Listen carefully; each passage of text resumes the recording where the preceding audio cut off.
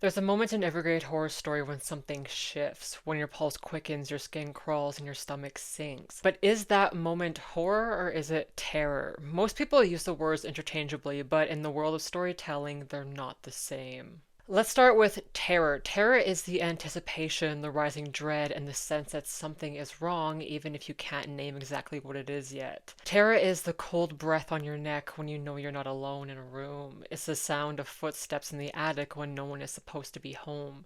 Terror is psychological, internal, and deeply emotional because it builds slowly, gets under your skin, and feeds off atmosphere, suggestion, and the unseen. Horror, on the other hand, is the moment after the reveal. It's the shock of the grotesque, the body hanging from the rafters, the rotting face that turns towards you in the dark, the bloodstain that never comes out. Horror is the reaction to what has been shown. It's physical, visceral, and it usually comes after terror has already softened the mind for the big punch. Now, if you want to terrify your reader, you have to withhold.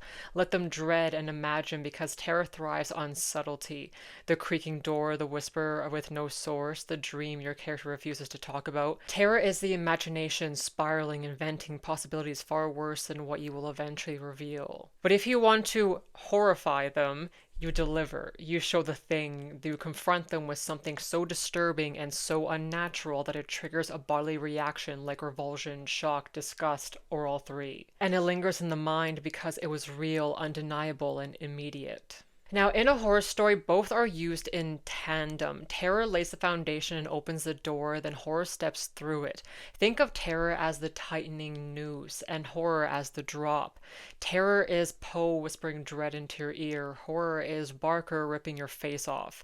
Terror makes you afraid to turn the page, while horror makes you wish you hadn't. From a writer's perspective, terror is built with suggestion, ambiguity, and emotional vulnerability, and it usually involves the unknown, the cosmic, or the psychological. It creates unease through tone, rhythm, and implication.